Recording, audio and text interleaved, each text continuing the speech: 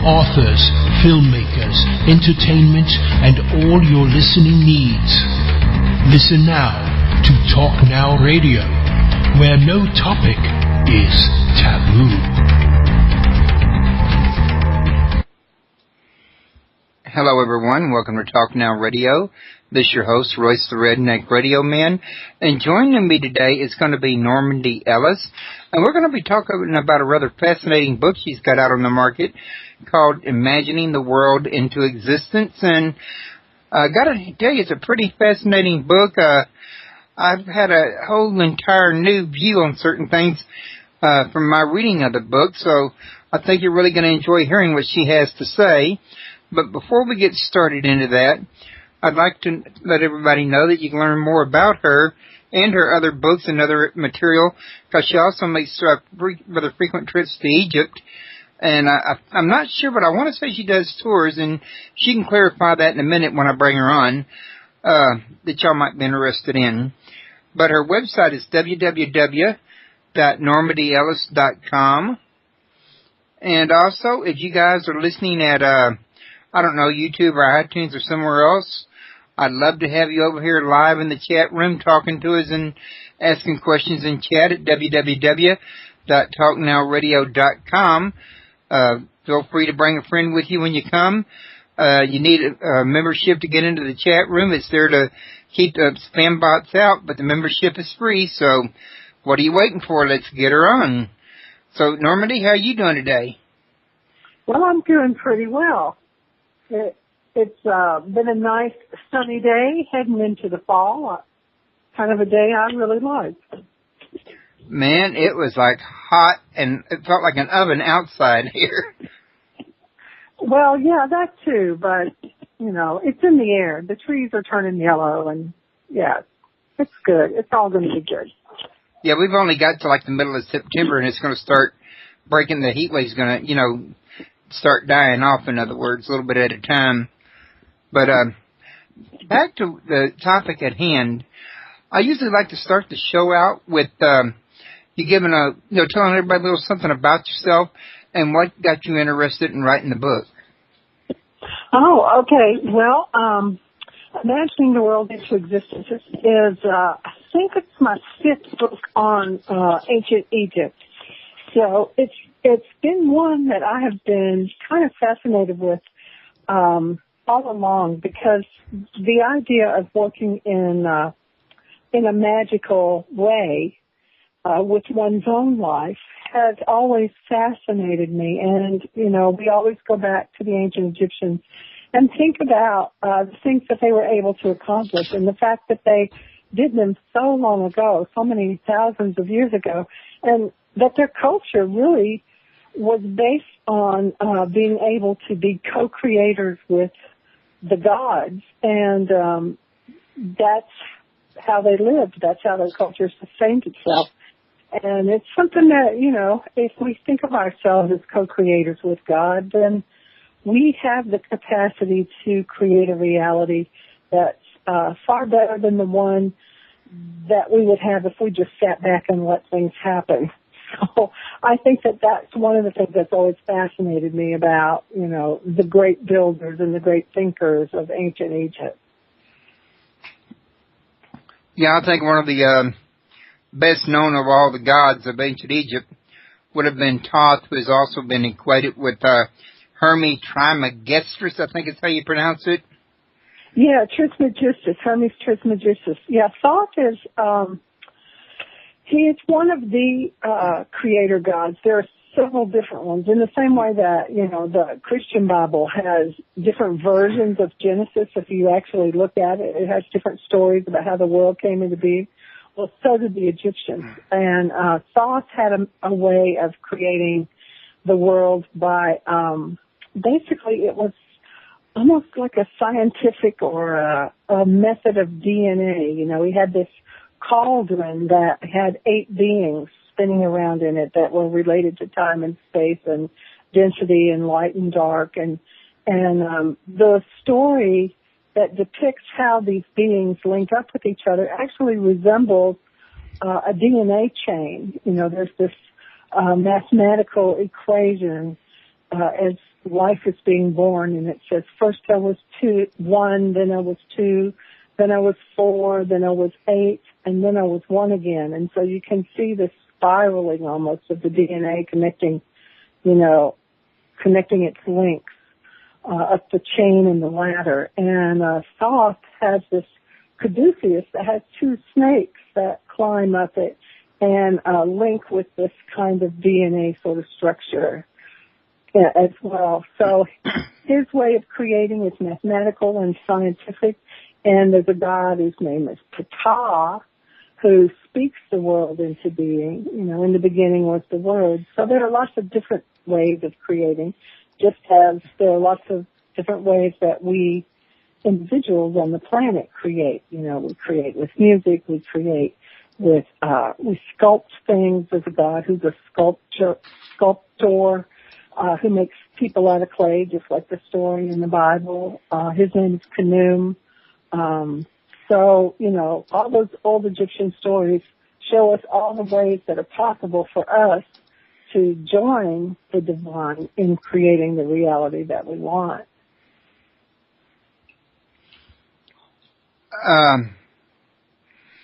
Okay.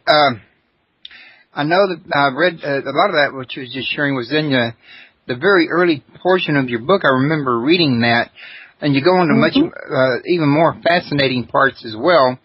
But while you are here, I couldn't help but think that a lot of these were, and I think you mentioned it in your book as well, if I understood it correctly, were kind of like mythical retellings that were really about the principle of how everything happened. Is that correct? Yes, that is correct. Good way of putting that. Now, so was this really a kind of an allegorical description of the interplay between different energies? Well, I think that's a good question. It depends on how you define allegory, because some people will say, well, allegory is not real, it's just a story. And I think that there are a lot of things, when we're using our intuition and we're telling stories, oftentimes we're telling things in a much more real way than we could possibly tell it through the ether symbol. I mean, parables have always been, a way of instructing spiritual truth, and so is mythology. So I would say that there's the possibility that it was already known scientifically how certain things were created. And when we think about the spirit world, the thing that really confuses people, I think, is that they imagine that the spirit world is just as sequential as this physical world we live in. Like they imagine that you have karma that goes, from like ancient Egypt to the present day, but they don't allow for the idea that there's karma that's being created in the future that maybe is being lived out now. Time and space are nothing in the spirit world. That's only a construct that we have to work with in this level. So having said that, you can dream and imagine a life forward in the same way that you can see right now, we may be dreaming in ancient Egypt. Do you know what I'm saying? It doesn't have to be something that happened in the past.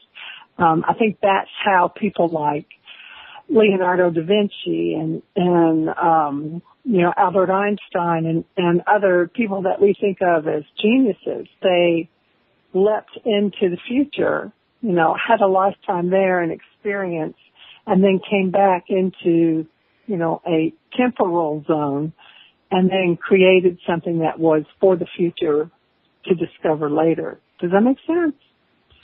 Yeah, it really does, but this would start dipping into sort of like quantum mechanics too, though, and time travel. But you're talking about mental time travel, not or spiritual, which to me, mental and spiritual are pretty much close to the same thing, and I could be wrong about that. But the point I'm getting at is, I think this is also how the prophets would look into the future and see the end of time, in other words. Yes. Yes, I think so. And I think that it's something that if we stopped thinking of ourselves as, temporal beings, stuck in time and space, that there would be a whole reality that we could access. I'm teaching a class right now on called Astral Egypt, which is all about what happens to us in our dream times. And a lot of people in the current day who really don't know anything about Egypt do have dreams that have Egyptian themes. And I have talked with some of them, and it's rather interesting the things that they come up with, because it's so in our consciousness. And they will dream, for example, how a pyramid is constructed, or they'll dream where certain materials will be found, where they were in the past, and then lo and behold, somebody finds them in the present, Edgar Casey did that. Yes, Edgar Casey did that. There was a woman named Dorothy Eady who believes she was an ancient Egyptian. I have read her name in Yeah. more than one book dealing with reincarnation. That's right. And she would tell archaeologists, dig there. And they would dig there and find things that she would tell them were there, and that they had no clue. And of course she couldn't have known, except that, Said she had lived it in the last life. And yet Right, people doubt her past lives, even though she was able to uncover buried evidence. That's right. And we don't think anything about leaving our, current time and place behind when we dream. We just get up out of our bodies and our soul goes traveling, and then we'll come back to this time and place, but it can go wherever it wants. And it's entering into, an astral or a lower spirit realm when it does that. Well, are we traveling back in our time or in a different time in a different dimension? Well, probably both. Well, because this talk always comes up with time travel discussion, and it's kind of hard to fathom, traveling back to a time that don't exist anymore, because once I've lived into this minute, the minute before is no longer there. Or is it? Or is there a shadow of it there you can go back through? Well, yeah, but when you enter into meditation, you can go there because you're not trying to take your physical body with you. You're leaving it in the chair, and you can meditate and go there. And who's to say it's not your imagination? It's just as real if you can tap into what is there and then bring what is there back to the current time. Does that make sense? Well, yeah, especially if you include the fact that in the very beginning, even the ancient Egyptians always taught, and you're the expert on this, but you know what I know, that God was mental in time. In the beginning of time, there was nothing but God, the great thought, and everything else was mental, and his thoughts and his words formed all the energy and the vibrations together to make what we got now. That's right. The same principle works through dreams, though, that you have visions and thoughts that can be spoken into crystallization if you know how to do it, which is something you write about in your book. Don't come out and describe how to do it that I didn't see, but you talk about how Isis did it, in other words. Right, I did. And I think that, that kind of co-creation with reality that we're calling magic, it's basically understanding the words of power and the language of God. That's the way the Egyptians described it. That understanding was actually very closely guarded. I mean, not everybody was able to do it. The scrolls were kept in the temples. They were not to be taken out, given to other people. Now, some high priests made copies of some of the scrolls. They didn't want the profane to see it. Right, that's right. But in general, it was pretty much a closed, they didn't teach it. They didn't write it down and say, this is how you do it. It was told to this priest scribe in training, was told mouth to ear how it was done. That's how the information was passed. It wasn't always written down in the text. Right.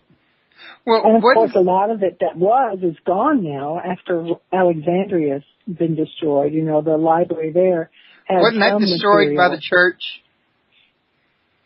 It was destroyed 3 times. I think the Romans destroyed it once. I think that the Turks. Well, Ptolemy, who was a Greek, Egyptian ruler, is the one who pulled it all together, and then the Romans, got after it and tried to destroy his work, and then it was being rebuilt, and then the Christians destroyed it, and then the Muslims came in the 600s and kind of dealt it their final blow, So they burned the scrolls in the Turkish baths.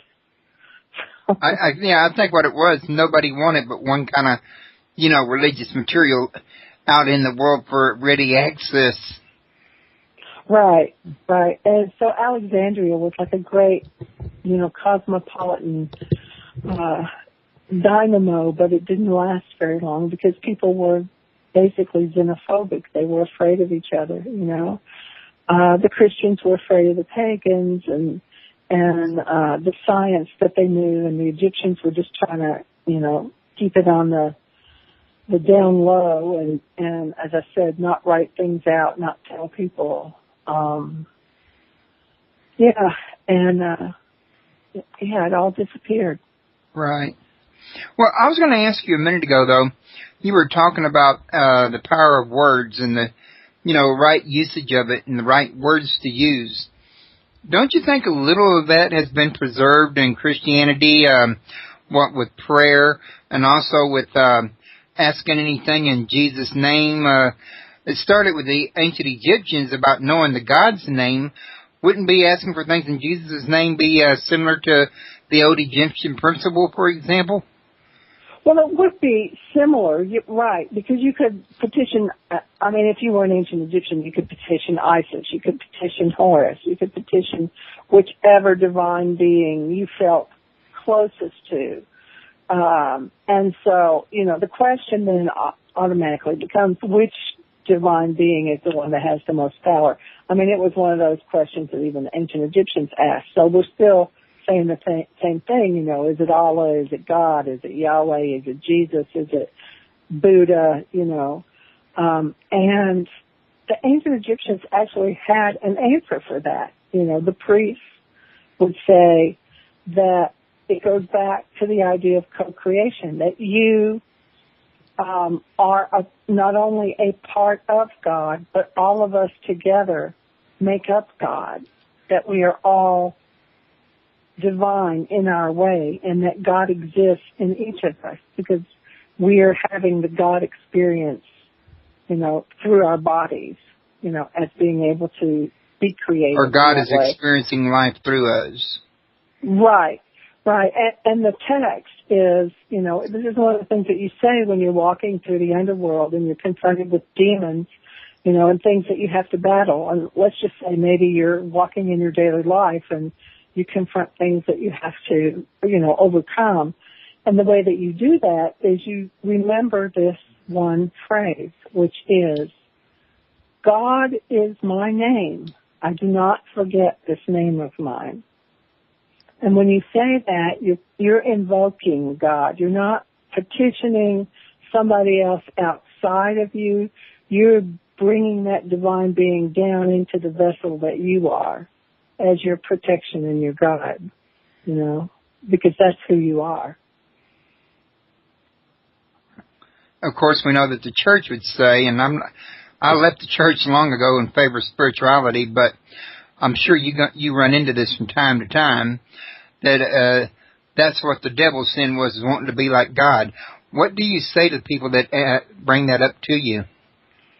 Well, I personally have a hard time praying to a God. Like, I was raised in the Episcopal Church, which is a little bit like the Catholic Church. And one of the things that we used to have to say in church was a phrase that said, we are not so worthy as to gather up the crumbs under thy table. And I thought, boy, we think so little of ourselves, that must mean that we think so little of God that he would make this thing that's so flawed, so horrible, so despicable even to him. You know, I thought, no, that can't be right.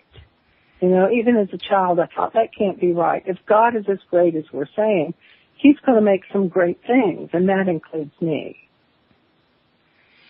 Well, one of my greatest questions always was, where was God from the days of Adam to the days of Noah and the Great Flood? There were somewhat 2,000 odd years in there, I'm guesstimating, or more, that I guess all form of sin and everything else was okay, and he didn't care about mankind. And then all of a sudden, after the flood, or actually well after that, in the days of Moses, because Moses wrote a back history, because he wasn't anybody's God until then, if you think about it. Why did he allow all this paganism to go on, flourish, and blossom so many thousands of years, and then all of a sudden step up and say, you know what, I decided it's wrong? Well, that strikes you kind of odd. Well, what strikes me odd is when someone believes that something that's written as a story is the truth. Right. That happens because a lot.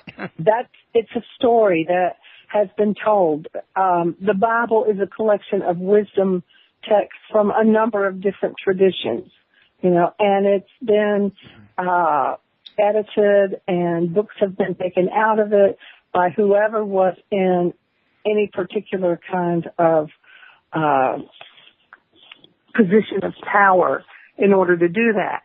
The text that we have, there's so many books that have been removed from it, you know, but there are stories that have not been told that we're now coming to find in other traditions or found in other scrolls that predate some of these, or that are similar to the Jewish story or the Jesus story. So, you know, when you're saying what's true, I'm going back to what the ancient Egyptians would say, which is that it's all a bit of truth. Even the hieroglyph for the word truth is written in multiples.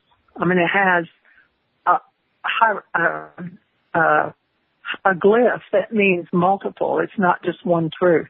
You know, everything points to the truth.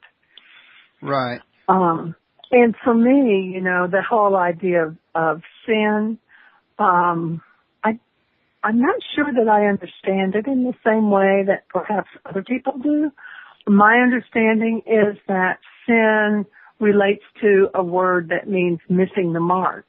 Right. That is, you try to uphold cosmic order. You know, you try to uphold truth as you know it to the best of your ability. And sometimes, let's face it, there's not one of us who ever gets it totally right. But then you have to go back and say, okay, I accept responsibility for not getting it right, and so now I'm going to make amends. Okay? That's different. You know, you can walk around thinking sin if you want to and live in what's kind of a hellish experience while you're here on earth, or you can try to live according to the best of your ability, the truth as you know it at that time. And to, you know, the main thing is to live with love in your heart. You know, if you're doing that, you're not going to be too far off. Right. As long as you're living with love in your heart towards yourself and your fellow man, and you're being true to yourself, pretty much God can take care of the rest. Right. Right. And, you know, I do agree with you. Don't get me wrong. I just, I sometimes like to bring up questions that I know I've been asked, because I know you'll be asked, and, you know, the listeners would probably like to hear your response, in other words. Right. My brother's always asking me those exact same questions. Well, I think any good host would ask that kind of a question under the circumstances. Or at least that's just my opinion. But I do tend to agree with you. And let's face it, to be honest with you, the ancient Egyptians, even according to the Bible, founded Egypt back in the days of Ham, and who was his son, Mizraim or whatever, way back thousands of years before Moses, that's still an awful long time to have a pagan religion going in and all of a sudden say, well, that's wrong. It's supposed to be monotheistic. I mean, why let it go so long? I think the original records are probably the ones that's closest to the truth, and the later records is probably an usurper. It would make more sense to me, in other words. I mean, what happened with Akhenaten, for example? Yeah, what happened with that guy? Well, he studied with priests who were connected to the hidden God, the divine God, the God that, sort of was in a hierarchical sense, was above all of the other gods. It's kind of like, I tell people to imagine that creativity and divinity is like a big cup, and the divinity is the water that flows into this one cup, and we look at that container and we say, oh, that's God. But, spirit and divinity keep flowing into it. So there are cups below it that are also divine beings that capture that flow, that divine flow. And so then they have a different name. And then those overflow. And then, it just keeps like these waters just keep flowing down until they get to us. And it's still all one God spirit, but there's a cup up above us that, it kind of started the whole thing, right. The whole fountain. And I think that was, the way the ancient Egyptians understood it. They called it Atum. In the New Kingdom, they called him Amun, and he was light, the god of light. But Atum was the god of hidden things, and he was both light and dark. He was a little more complex. Well, Akhenaten didn't like the gods of Amun, didn't like the priests of Amun, because they were kind of money grabbers, and he really didn't think that it was equitable the way they were running the temple. So he took his temple somewhere else. And he still believed in, the God of light and the God of the light vibration. And one of the most beautiful Psalms that we have, Psalm, I think it's 104 or 109, I can't remember what the number is, but it's basically, if you compare it, it's the great hymn to Aten, written by Akhenaten. And it's, talking about how you cast your light over all the land, and you touch this and you touch that. It's basically a poem that Akhenaten wrote, then the Hebrews carried into their tradition, into the Hebrew tradition. Right, which, if I remember correctly, I read that right after the part about Thoth and the gods, in between that and the magic of Isis and her words in your book, which is partly why I went there. Oh, well, I can see you've done your homework. I do try, I really do. But at the same time, I'm also like 15 books behind right now for somebody that tries to keep up. Yeah, well, you've got a big job. But also, in addition to that, I've been really heavy into ancient mysteries for the last 20 years, and ancient mythology and, ancient religions and all of that stuff. I've been having a yearning to find out the truth about the church for years because, I knew growing up I didn't have it, and my dad was a preacher and I was a Sunday school teacher, and I knew we didn't have it right.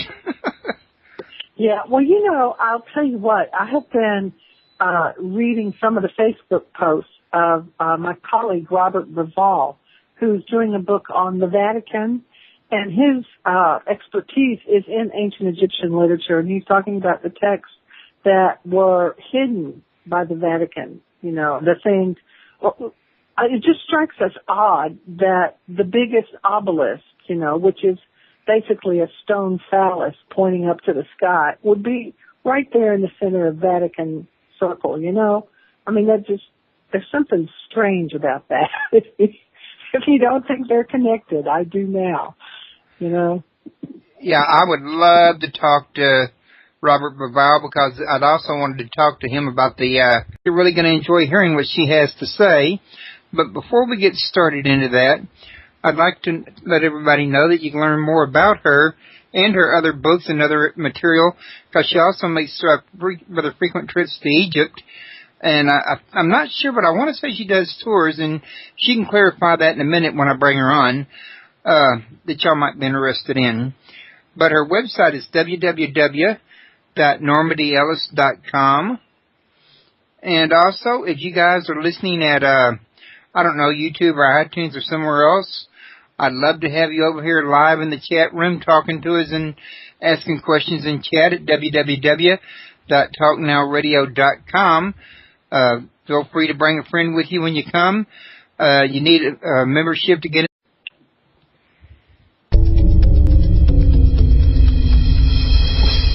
For authors, filmmakers, entertainment, and all your listening needs. Listen now to Talk Now Radio, where no topic is taboo. Hello, everyone. Welcome to Talk Now Radio. This is your host, Royce the Redneck Radio Man.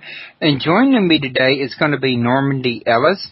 And we're going to be talking about a rather fascinating book she's got out on the market called Imagining the World into Existence. And I got to tell you, it's a pretty fascinating book. I've had a whole entire new view on certain things from my reading of the book. So I think on being able to be co-creators with the gods, and that's how they lived. That's how their culture sustained itself. And it's something that, if we think of ourselves as co-creators with God, then we have the capacity to create a reality that's far better than the one that we would have if we just sat back and let things happen. So I think that that's one of the things that's always fascinated me about, the great builders and the great thinkers of ancient Egypt. Yeah, I think one of the best known of all the gods of ancient Egypt would have been Thoth, who has also been equated with Hermes Trismegistus, I think is how you pronounce it. Yeah. With you giving telling everybody a little something about yourself and what got you interested in writing the book. Oh, okay. Well, Imagining the World into Existence is I think it's my fifth book on ancient Egypt. So it's been one that I have been kind of fascinated with all along, because the idea of working in a magical way with one's own life has always fascinated me. And, we always go back to the ancient Egyptians and think about the things that they were able to accomplish, and the fact that they did them so long ago, so many thousands of years ago, and that their culture really was based. Into the chat room, it's there to keep the spam bots out, but the membership is free, so what are you waiting for? Let's get her on. So, Normandi, how are you doing today? Well, I'm doing pretty well. It's been a nice sunny day heading into the fall, kind of a day I really like. Man, it was like hot, and it felt like an oven outside here. Well, yeah, that too, but, it's in the air. The trees are turning yellow, and, yeah, it's good. It's all going to be good. Yeah, we've only got to like the middle of September, and it's going to start breaking. The heat wave's going to, start dying off, in other words, a little bit at a time.